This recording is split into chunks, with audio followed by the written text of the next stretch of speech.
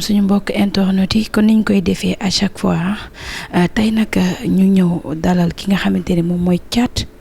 bu Boy Bambara mu nekk xale boo xamante ni kenn du ko présenté kenn daaw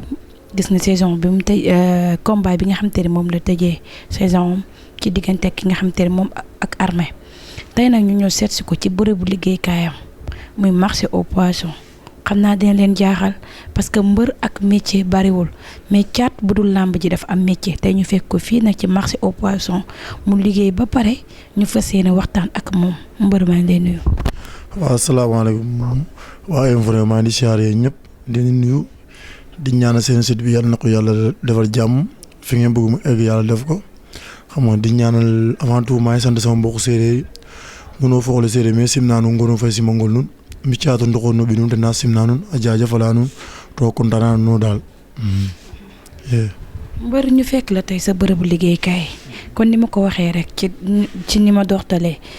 mbër ak métier bariwul tey ñu fekk la fi marché au poisson Thiat bu dul làmb kon am na métier. waaw Thiat bu dul làmb am na métier parce que man boo xoolee ba xool avant may bëre si géej gi laa nekkoon di napp di mbaal di def lépp moom sama nijaay nekk marché poisson. may dem may nekk ak ñoom port di nekk ak ñoom marché sama yaay itam si la doon ak sama papa yëpp bon nag yoon la ma ñëw nekk si parce que dañoo ne làmb ak métier man nekkuma si làmb ji kese dama yor làmb ji yor sama métier mooy nekk si marché bi di daan sama doole waaw su ma amul combat maa fii daan sama doole maa ak samay nijaay. entraînement après ngay liggéey loolu nan nga koy liggéey wala saison bu tijjiwul rek ngay liggéey. waaw saison bu tëjee damay liggéey. même su ma amul combat moom damay liggéey mais su ma xasee ba amul combat sama nijaay dootul nangu sax ma ñëw fi sama nijaay dootul nangu ma ñëw fi parce que ñoom tam dañoo bëgg làmb su ma amee combat dañ si jàpp def si li war lépp xam nga mais su ma amul combat moom damay ñëw liggéey daan sama doole xam nga xam ne làmb ji kese téyewu ma quoi waaw parce que mbër boo toogee amoo combat daa métti doo wéeru si nit ñi rek moo tax ñu boole ko lii mais su ñu amee combat moom dañuy aj liggéey bi fa rek concentré wu si entraînement yi. jën ngay wàcce. waaw instant yi moom. wàcc naa quoi. jën ngay wàcce wala kon. waaw jën conteneur lañ yor ay conteneur lañ yor dañuy wàccee ay jën xam nga yóbbu si kaw si hall bi di jaay xam nga bu ñu wàccee boo mel dañu dugalaat si conteneur bi yenn saa ñu am débarque ay jën yoo xam ne port lay jógee ñoo wàccee ko fii. waaw pour yéen ñu suivre sur www.infos.com dégg ngeen Thiat loolu lañ koy woon ci moom parce que dañ koo fekk ci bërëbu liggéeykaayam il faut que yéen ñi nga xamante ni yéen ñooy waa internet yi ñoo ngeen découvrir tamit Thiat ci beneen facette Thiat ñu dugg ndax ku ne Thiat bu Boy Bambara na père Boy Bambara Thiat sa làmb ni mu duggee ak turu père Boy Bambara bi nga ndax li ci ëpp tur boobu noonu tey moo lay yëkkati amaana ancien gloire la ñu koy nuyuwaale au passage di ko seetaale tey làmb ji ak ni nga duggee ci tur bi noonu. waaw père Boy Bambara maa ko nuyu passage di nuyu njabootam di nuyu famille am yëpp Boy Bambara moom sama papa la sama lépp la parce que fi ma expliqué ni tey daanaka moom yàlla ak moom moo tax man tam sama coobare bokk na sama pas-pas. mais fi ma gën a egsi fii si làmb yàlla moom parce que moom moo encouragé suba ngoon guddi bëccëg moo tax gars yi di ma dàkkantale Thiatu Boy Bambara ñu bëri dañoo yaakaar ne sama papa la mais dafa nekk koo xam ne daf maa yar buggal ma boppam def ma comme ni mu def ay doomam waaw man nag damay nangu ne papa la si man ku ma laajee ndax moo la jur man leen waaw mais man séeréer la moom Haalpulaar la daal mooy loolu. bëre da nga am wax nga ko léegi père Boy Bambara nga dàkkanteel sa bopp mais avant loolu noonu Thiat. da nga am papa buy bëre wala maam bu bëre nan la feeñee ci yow. waaw bëre fi mu feeñee parce que fi ma dëkk làmb la maa ngi dëkk Dionewar te ku wax Dionewar wax làmb parce que bëre doon naa ko sama nijaay doon ko sama baay sama wàll nijaay di doon bëre bokkoon na ci champion yi ñu ngi ñoo ràññee suñu dëkk sama papa tam même chose champion la woon bon nag bëre dama ko doon en même temps damaa judd tam bëgg bëre. ban âge nga commencé bëre. man maa ngi commencé bëre parce que instant may jàng buñ jàngoon ba wàcc nii dañ daan dem tefes di bërentu man maay bàyyi CM2 laa bàyyi nag mais âge ma commencé bëre dëgg-dëgg ma fàttali ko muy nekk ay 2005 2006 yooyu daal mu ngi nekkoon village yaa commencé di ko ay mbapat yi di bërentu di gañ ay saaku ciment ay 15000 ay saaku ceeb yooyu noonu. Dionewar waaye ak yeneen dëkk yay Niodior Bassoul Bassar yooyu noonu. lan moo la indi Dakar kon ban kan tamit kañ nga ñëw Dakar comme que nee nga làmb John war nga ko defee ay ñoo joor fa affaire yooyu noonu kon lan moo la indi Dakar ak ban année nga fi ñëw. waaw li may indi Dakar leen nag parce que dama naa den nekk dëkk ba di nooraan comme li ma la wax rek di nooraan nekk si géej gi bu vacances yi jotee damay nekk si géej gi di mbaal bu desul dara lu nawet bi ba jeex dama naa ñëw Dakar xam nga wut si foofu ñëw kisaan si kër gi idée man su ma ñëwee Dakar dama naa taseeg mbapat yi mbapat booy ba ma rafet si kaw ñaatali ma dem foofu nekk booy nekk si biir grand yi di wane foofu sama bopp di wane sama bopp ba sama grand yi nekk Dakar fi naa ma yow de boo ko gëmee champion ngay doon bu saison bi tijjee ma ñibbi Dionewar dem continuer di bëri si àll bi di bëri si mbapat yi bi ma demee ba ma xam ne war naa ñëw fii am sama benn grand mu nekk kër gi bu ñuy wax Souleymane ma ñëw ne ko man de maa bëgg a ñëw fii Dakar jàng si bëri de mënu ma moment boobu jotagul ma demaa village toog di jàng bëree ba ma am yenn âge yi mu woo ma mu ne moment ñëw fii de jot na si laa ñëwee Dakar mu yóbbu jàpp ma si loxo teg ma si loxo Boy Bambara ba yàlla def ma activité yi maa ngi commencé bëree sama premier combat Dakar mbapat la woon ma Pape Mor Lo waaw waaw mbapat 2008 c'était bisaab maa ko daanoon sa drapeau baa ngi kër ga maa ko daanoon ma amoon ndam si kawam. ba nga daanee Pape Mor Lo boobu Pape Mor Lo mi ngi doon bëre ci kii. Pape Mor Lo muy bëri aaree mu ngi si digg ndëndam. di toj carrément nekk si digg ndëndam gars yi bëri ma ak moom yàlla may man ndam si kawam xam nga après si prochaine année bay 2009 fin 2009 Gaston organisé calaf dugal ma si calaf bi. bala ñoo ñëw ci calaf bi wax nga ko da nga daan compétir boo ñëwee Dakar bëre après ñibbiwaat dem Dionewar mais à part Pape Mor Lo est-ce que am na ay mbër yoo xamante ni ñi ngi doon toj ñoo xamante ni caat bëre na ak ñoom soit mu raw leen wala ñu raw ko est-ce que loolu am na. waaw à part Pape Mor Lo moom man Pape Mor Lo génération Pape Mor Lo laa bëreel moom laa bëreel waaw sama mbapat gisuma si ñoo xam xëy na mun na am daa leen gis mais du ma leen xam waaw du ma xam seen image quoi. nga bokk ci calaf Père Gaston wax nga ko léegi loolu 2009 la mu nekk sa premier combat léegi calaf bi na nga def ndax xale nga nekk xale xam nga jékki-jékki à un instant bëri mbapat nga jékki-jékki rek ñu xalal la yoon nga dugg calaf loolu lan la def ci yow ak bu ngay dugg calaf bi li tax nga accepté calaf. waaw bi may dugg calaf bi tax ma accepté calaf bi parce que dama xam ne fii si calaf bi fii la war a jóge am fi ba tour ba faw fii la ay war a jóge tam du ma dem. boobu man na woon Ousmane Diouf doomu Jalaw ak wulli ñu dugal ma si wulli bu mag wulli numéro 1 waaw après si lañ si duggee sama premier combat maag doomu Jalaw la woon doomu Jalaw bi nekk Tëngéej boobu man bëreegu mu arène sax waaye doo ko bëri te moom fekk na mu bëri ay 6 combats 7 combats amagul defet yàlla may ma ndam si kawam Kaolack la woon yàlla may ma ndam si kawam waaw kalaf boobu bokkoon naa si ñu jëloon pay. après bu nga bëree ak doomu Jalaw kan nga bëri la. ma bëreeg doomu Jalaw ma bëreeg wulli yàlla def ñu def njaaxu après gars yi jox ko victoire ma sante ko yàlla xam ne xale laa damay doog a dugg ma ñëwaat sama 3e combat maag Ousmane Diouf sa Demba Diop yàlla may ma ndam si kawam. bu jógee ci calaf ñu ràññee la nga nekk ci xale xam nga après. maa may jógee si calaf bi biñ may ràññee sax bi ma nekkee si calaf booy gars yi rek ñëwuñu bu baax mais ma jógee si calaf bi rek dal si ñaari yaar. men. waaw bu Pikine yee boobu mu ngi door gars yi ñu daanu. si laa ko jëlee nag bi ma daanee ñaari yaar combat bu moom may tur ma doon ma egsi tey.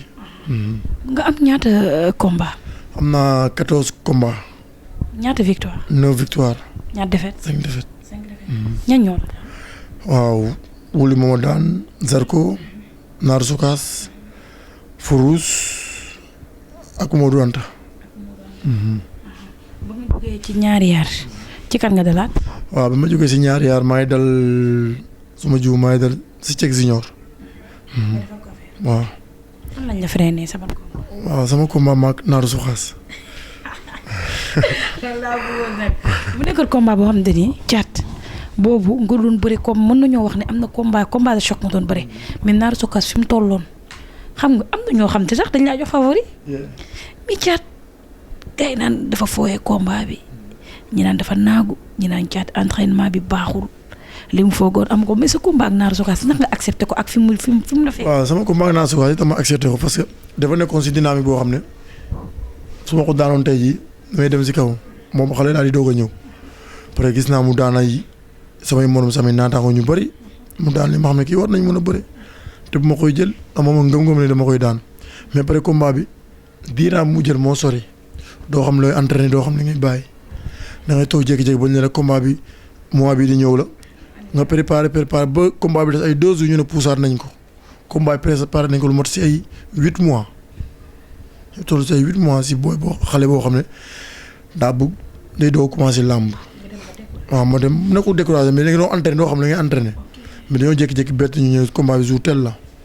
mais ànd nañ seeg suñu mbokk dox si duñ si war a dox si duñ. après demoon benn instant boo xam te ni découragé bi mooy niñ doon annulé date yeeg yooyu da nga yaakaar ne combat bi ñëwagul nga lâché entraînement yi affaire yooyu. non lâché moom entraînement yi sax yàlla xam ne bàyyi ma entraînement yi même su ma toogee aw ma combat damay entraîné waxuma nag ma am combat mais sama combat naa soxlaa moom diiran bi dafa yàggu mais taxuma lâché si entraînement yi mais xam nga dafa demoon ba génn si xel ñu bëri ñi may jàppale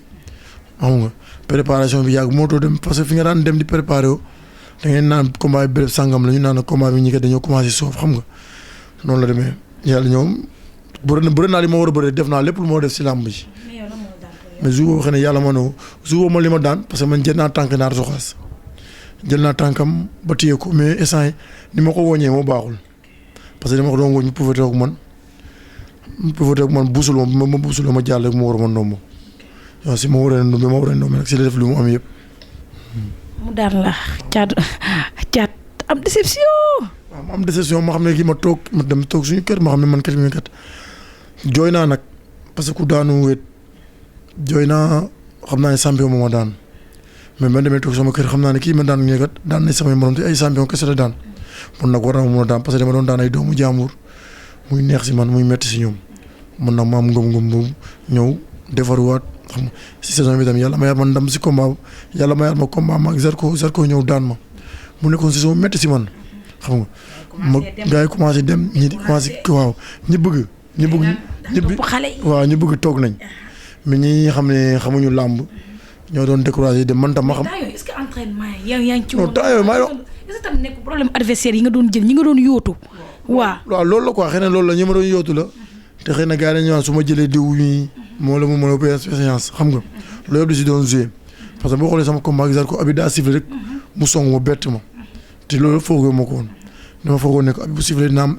am ndam temps de boo xam ne dañuy léewatoo dugub mais abi dafa sifflé mu daw si sama kaw parce que combat bu waaju naa ko waaj bu metti waaj bu bi ma ko bëggoon fi ma ko fonkoon combat boo xam ne fi ma ko tegoon sax mooy loolu après combat bi moom Zarko xam ne kii kat dafa bëgg combat bi moo doon bi abi sifflé rek ñu ne ko bëggoo may dara bu abi sifflé mu dox sama kaw waaw noonu la demee gars yi commencé xaati man tam ma jàpp fi ma jàpp rek waaw wéetoon naa mais dara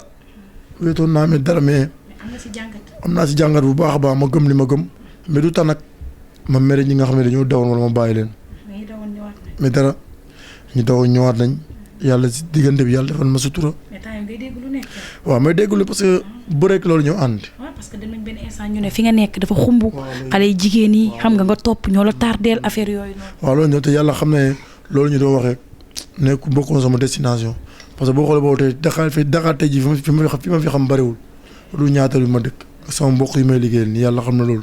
te ñi may ànd sa sédd nañ loolu waaw man su ma génnee ak entraînement ma génnee wala may doxal am farat wala may dem village loolu moo ma génnee mais ma jóge si Zarko dal si laay bay yàlla may ma ndam si kawam ma jóge si laay bay ñëw si Dolf yàlla may ma ndam jóge si Dolf nag si laa ñëw si ambulance bi ma ñëw si ambulance nag gars yi di wax lu ne naa kii xamul boppam xamul combat muy jël. dafa day tax mooy adversaire dafa fuuy. ma ñëw yàlla defal ma am ndam si kaw ambulance ndam lu sedd guy moo xam ne méttiwut moo la fa ma jóge si ambulance nag ma jóge dal si doomu ndey moo doon tax. gars yi laa bëggoon nag mbax parce que Thiat yow da ngay xaru yow nan nga mën a duggee Thiès daan Modou Anta waa Thiès ñëpp di la astafurlah daan ambulance waa Thiès ñëpp di la préparé nga ñëw ne da ngay dem ci Modou Anta mais Thiat yow combat boobu ama Thiat gars yi nee kii dafa boppam dafa yëg boppam yow te tamit nga nekk maa ngi koy wax sànq Cheikh nga nekk espoir boo xamante ni yow yaa nekk une seule personne boo xamante ni yaa mës a bëre grand combat Demba Diop te mu nekk loo xamante ni lu rafet parce que gis nañ ñoo xamante ni say morom macha allah mais yow da nga ciy bëre grand combat tey nga bëre Modou Anta naam ñooñu ñëpp yokk nañ la expérience mais Thiat est-ce que combat boobu ñoroon na. waaw combat boo xoolee boo gisee ma jël ko parce que ñoo doon wax yëpp ñooñu dañoo bañ taajal ma adversaire après moo doon tam moo accepté boobu li Nicolas moo ko tegoon boobu li ko tam moo doon tam ay ñoom Ahmed dem nañu doon proposé ñoom Boy Sey xam nga ba pare ñoom moo doon tam ñu ko gisee ñu toog gars yi waxtaan ak moom tam mu ngi amoon problème tam pour am combat xam nga ñu ñaar rek ñoo fi si man ak moom ñu jël combat waxtaan sama staff. ñu waaw mu ne combat moom coow xam nga yàlla def si ay ñoom kaw ñoom Super Étoile ñoom Forza ma bëre seen kaw grand combat xam nga loolu lañ koy sant yàlla Demba Diop waaw stade bi fees dell xam nga yàlla ñëw may moo doon sama tamit combat ba tam waajoon naa ko dëgg xamoon naa li ma si fekk waajoon naa ko dëgg. xamoon nga li ci fekk c'est-à-dire. waaw boo nee xamoon naa li ma si fekk parce que nekkuloon combat boo xam ne day yomb. ci yow. waaw parce que moo tax mu métti ma waajal ko waajal bu métti. kon yaa ngi doon sóoraale victoire ak. waaw bu baax maa doon sóoraale victoire parce que boo gisee ma sóoraale victoire ak défaite parce que moment boobu ñaata dafa mu tolloon la ñaata dañoo sonnoon soxla victoire soxla ndam xam nga ma ngeen waa ñaata ñëpp de topp sama ginnaaw kenn desul amul mag amul ndaw ñoom ñëpp a ñëw xam nga ma xam ne kii yi kat du bésu xale la même sama bakkan bi sax dama koy jaay noonu la combat bi demee moo doon daal mu daan indi say combat am man moom laa ko indi sañ boobu laa ko indi di xeex ak moom moom dafa may indi jaay xelu mag ñoo indi ma bëre. indi la bëre waaw loolu la demee. loolu combat bu waaw indi ma bëre quoi noonu la fa demee yàlla may ma ndam si moom mais maa ngi ko xamal ne nag safaru ngaana xam xaar ko sa virage ba rek parce que man ak moom yàgg dañ bëre revanche. est-ce que Modou Anta dina la jox revanche. ah pourquoi pas na ma jox revanche kay lamb yi ñoo may indi xaalis. dina ma jox revanche de. nga jóge ci Modou Anta. dal si Farouz parce que man jigéen la dina ma dalaat. non yow kay yow xam nga yow nga jóge ci lu metti yow ñu defal la lu saf-sàpp nga dem jël booy jàmm gën bi gars yi na naan kii tey mu dee. waaw booy jàmm gi moo ko jëlee Farouz moom moo ko jëlee maa ngi ko nuyoo passage quoi. ba pare combat bi foofu noonu Cheikh xam nga Siteu mu nekk xaritam nekk magama nekk léppam dëkk jàmm gën ba pare ngay bëreeg mbëru jàmm gën mu nekkoon combat bu am coow de ah gars yëpp naan ay xam nga rek. commencé comme Siteu li mu dëkk fii waa jàmm ga di commencé di kii fii nii combat boobu noonu yow nan nga ko dundee après sax maa ngi gis nga génn di def benn kii. waaw combat boobu moom ni ma ko dundee moom mooy comme li am rek ni mu war a amee noonu la amee mais comme Farouz dëkk jàmm gën Siteu mu dëkk jàmm gën waaw man su may xool ne Siteu ñi mu dëkkal rek kon man du ma bëre su may xool Siteu ñi mu dëkk jàmm gën mbër yi mu dëkkal foofu kon du ma bëre waaw man Siteu laa xam moo xam moom mooy sama deret mooy sama rakk xam nga waaw bu ñu yàlla doxee ñu dox combat Farouz te naroon naa def année balance gars yi di bañ année balance bi si lañ ko jëlee maa sama staff ñu def si lu ñu war ñu ñëw yàlla mi dara teewul def si li nga xam ne mooy safaan ba te teewul jour boobu ñaari combat mu amoon Siteu tam amoon na si combat moog Zos yàlla xam ne may Siteu xëy na mënoon na gën a ñaaw yàlla xañ ñu ñaan ñëpp boobaa day metti mais comme xañ ne may Siteu dama koy sant yàlla mel ni Siteu moo am ndam mel ni maa am ndam dama koy sant yàlla bu baax te combat bi maa Farouz am na ba jeex te coow amu si benn côté muy si camp Siteu ak sama camp comme ni mu dëkkal foofu amu si waaw bon nag moo la xam ne làmb jee defar làmb du yàq day defar. nga jóge ci Farouz. waaw ma jóge si Farouz toog waxtaan sama staff ñu toog waxtaan tënk benn kàddu yi ñu tënk ñu xam ne lii kat bu ñu ko defee prochain combat bu ñu ko mel ni ngi si Siteu noonu la fa demee ñu changé lu bari yàlla ñu am armée ñu jóge foofu. yàlla may combat bu yàggoon. parce que gis nañ combat bi am na beneen promoteur bu ci nekkoon ah. combat bi dafa yàggoon trop. presse moo ci njëkkoon waaye sama diggante am presse moo si nekkoon presse maa ngi ko nuyoo passage. waaw parce que bu mu demee ba demee moom ñoo wàkkee ñoom armée ñoo déggoowul woon. ok parce que moom joxoon na la avance. man jotoon na ma jox avance. mais après moom bi ñu déggante maam dafa ne man amuma problème loolu. balaa jox avance mais joxul waa armée avance. waaw boobu armée li Nicolas la yore combat. ok mooy moom ak Tumbul ba. moom ak Tumbul bi waaw. waaye waa nekk li Nicolas yi. après ménagère armée su ma juumul ñoo déggoo la ñoo nangu lu mu bàyyi armée ñu ko te adversaire pare si la prince wax ne man loolu amul problème ñoom bu ñu waxtaanee yow ba juba bu ñu dàqu rek moom mun naa la bàyyi nga dem waaw joroon avance prince après bu ñu waxtaanee prince sama ménagère Abdoulaye ñu trouvé ay cadre trouvé solution si la waa ñu gisee ko wàlla ñu Nicolas ñu trouvé accord si lañ si fixé le combat bi. mu nekk tam combat boo xamante ni yéen ñaar peut-être da ngeen a tolloo combat boo xamante ni ñëpp ko bëggoon ñu gis ni combat bi Thiat ñëw entraîné wanewaat beneen facette li mu waxoon armée yëpp da koo jëfee sa combat ak armée da nga koo xeeboon benn instant combat ne ko taxoo maa jóg su ma juumul pourquoi nga de waxoon wax jooju noonu da nga ko doon minimiser wala li nga doon wax réellement loo gëmoon la. non yàlla xam ne mosuma ko minimiser te li ma doon wax tam lu ma gëmoon la te lu mos a nekk si man la sama combat ak armée xam nga am na benn signature bu ñu def naan damaa yàgg a daw combat bi Armé mosuñ ma wax combat ak moom mosuñ ma ko wax. Dumbul la waroon bëre Dumbul dem États-Unis Dumbul bu ñuy dem États-Unis bu muy dem maak moom ñoo ànd ñoo bokk vol parce que bu ñu toogee di waxtaan si ay cadre Dumbul maa ngi dégg Dumbul di wax ma ne combat bi de boo ñëw bëre ko man su ma eggee Sénégal dinaa ko bëre noonu laa ko waxee Dumbul te Dumbul mu ngi may dégg mu ngi may dégg loolu question préparé ko de dama gëm ne dama mos a xam ne man moom nañ bëre te su ma bëree noonu ak année bii passé beneen prochaine année tam nañ bëre si la wax ne Dumbul man su ma demee Sénégal man naa jël combat bi te su muy bëree man naa daan Armé parce que non dama toog dégg ay booyam ñuy wax ñaan sama combat moo ak Armé daa ñor dugg na fi génn fii xamuñu ne ay séeréer lañ ay làkkat lañ du ñu may boobu di doo ci làmmiñ si laa woo Abdoulaye ne ko sama combat ak Armé ku lay seet si rek jël ko ku ko mun si dox si jël ko amul sax nga may laaj ku ko mun si dox si jël ko noonu la demee ma amoo si ngëm ngoo xam ne kii kat bu ñu bëree mënumaa jaar fenn ba daan ma. foo ko teg signature yëpp laa ko wax. mais fan nga teg ne Armé mënu laa jaar fenn ba daan. Armé maa ko daa ko bëre. maa ko bu doole te ci làmb ji laaj yëpp maa ko gën a yor. te signature yëpp wax naa ko. mais loolu fan nga ko tegoon. non daa fu ma ko teg rek. mooy li ma la wax nii rek. si gëm-gëm. maa ko daa ko bëre moom fooram laa ko daanee lu muy daanee gars yi caxabal te dama ko ne dama lay fekk sa bëre daal noonu laa ko waxee suñu dernier signature waxuma ko si mbir mais dafa ñëw ba ses ma moom ma doon provoqué dafa ñëw ba ses ma ne ko ma sa foor foofu laa lay fekk daanee si la te noonu laa ko naxee daan ko. ku ne Caat ne séeréer la te séeréer musique moom duñ ko bàyyi sa musique Caat est-ce que réellement musique bi nan nga ciy investir ak tamit musique bi fu mu toll ci yow. waaw musique bi dañ ko def ba mu saf sàpp. musique bi du ñu bàyyee dara. ni ñu gëmee entraînement noonu ñu gëmee musique bi. man damay entraîné suba ngoon ba gaay naa ma yow da ngaa dof xanaa doon amoo récupération mais loo xamul kañ lay jeex amul bàyyi man musique ni ma gëmee entraînement noonu laa gëmee musique. li ngay investir ci musique est-ce que bari na ko. non bari na ni ma gëmee entraînement noonu laa gëmee musique te man sama ñi may àndal man côté boobu man dama leen si noppal côté boobu lépp fépp fu ñu dem lépp lu ñu sëriñ jox ñoom ba ñoom nañ ko fàtte man du ma ko fàtte. dama ko dugg sama mi ba mu dama koy dugg dama koy gëm te ni ñu koy waxee noonu laa koy defee. avant lamb ba si lamb ba après lamb ja ni ñu ko waxee noonu laa koy defee man sama gars yi dañu naa ma yow kat dañuy noppal si benn côté yenn saa yi benn bagage yi def leen di ree ma ne ñi nga xam ne mën nañu ko jàpp tegal leen ma ko am te man lépp dinaa ko jàpp te dinaa ko gérer. mos ngaa jàpp mbër ci ah xëy na mbër mi sentir ko.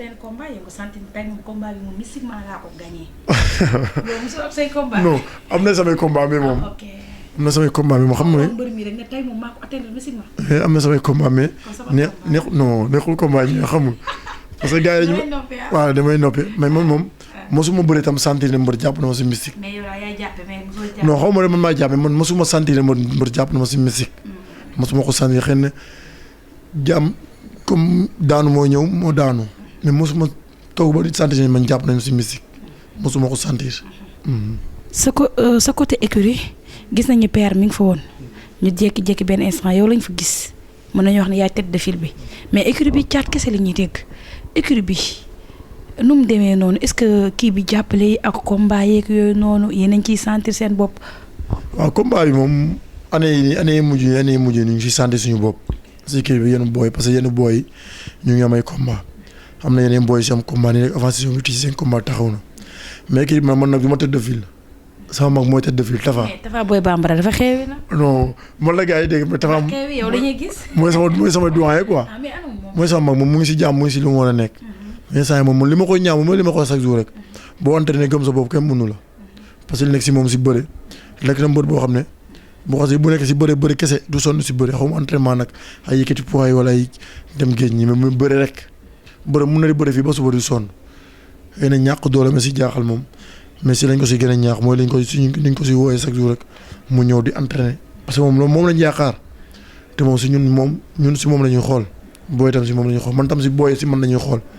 moo tax lépp lu ma war a def bu laa booy di ma ko man dama koy def booy suñ ma gisee def ko. sa saison daaw ren bien vrai que saison bi tijji na tamagoo combat mais sa saison daaw est-ce que am na loo xamante ni yaa ngi koy réccu say combat tey boo sañoon loo xamante ni loo bëgg a mottali daaw. bëgg nga ko mootee ren wala yan combat moo la gën a neex daaw say combat ak tamit ba xam gis nga ci yokkute ndax saison bu nekk jàngat la mais ban jàngat nga am ci sa saison. waaw jàngat bi man sama combat bi passé sama saison bi passé laa mën a wax sax li ma préparé sama combat bi ni ma ko waajee. waaw ni ma ko waajee sama staff dañ si waxtaanee ak sama mbokku mbër yi nga xam ne ñoo ñëw jàppale si ma si combat bi ak ñi nga xam ne waa village woo nañ ma dem village toog foofu def fa 3 mois 2 mois nekk fa ak booy suñu école de lutte bi nekk foofu école de lutte John Waar maa ngi nuyu passage di nuyu champion yi fa nekk yëpp ak suñu président yi fa nekk bi jiite école de lutte bi Lamine John Waar maa ngi nuyu ñëpp nekk si tur école de lutte John Waar yëpp nga xam ne ñu nekk fa may tàggat xale yi ñu may yokk xel man tam may yokk xel loolu nag bokk na si ma gën a màgg saison bi passé nii maag sama raq ñu boo tase fa maag si ñu tase fa dafa hivernal boo xam ne dafa jéggi daayoo booy itam daaw tam dañoo def fa falam sama booy nekk foofu te ren tam lay gën a raw te buñ fi jógee dañ fay demaat defaat fa ay quelques mois waaw doo ko ñëw dugg si làmb ji waaw. saison bi tijji na nan nga koy waaj. waaw saison bi tijji comme ni ñu doon waajee yeneen saison yi rek waaw loolu moom amul benn problème noonu lañ koy waajee bu baax samay mbokk ak samay xarit. promoteur yi ñu ngi lay contacter. waaw ñu may contacter samay sama ménageur ak samay staff mais li ñuy waxtaanee sama ménageur samay staff moom la gars yi d'accordagul mais man moom maa ngi fi daal. mais gars yi da ngay taamu parce que am ay say morom yu fi nekk ndax ñi ngi proposé ay combat chaque jour ñu def affiche yi gis nga lamb yi. yàlla xam ne taamu benn mbër man ñaari combat lañ ma fi wax te combat yi nekkul man maa bañ samay staff ñoo bañ xam nga ni que moom booy wax da ngay wax te yàlla tax samay staff ñoo bañ te man làmb laa fi nekkal maag Double Moteur wax nañ ma ko maag Modja wax nañ ma ko bañu ma déggoo ma la de sama staff ñoo bañ mais suñu ma Abdoulaye sa bañ mais sama staff mais buñ ma waaw samay morom mais buñ ma tegalee loo xam ne jar na ko si table bi ma bëri te su ma xamee te su ma xamee heure bi may bëri tam ma bëri parce que gars yi dañ lay jëloo combat di la dawloo doo xam ni ngay def xam nga déggoo li ma la parce que nit ki di ngay wax li nekk si yow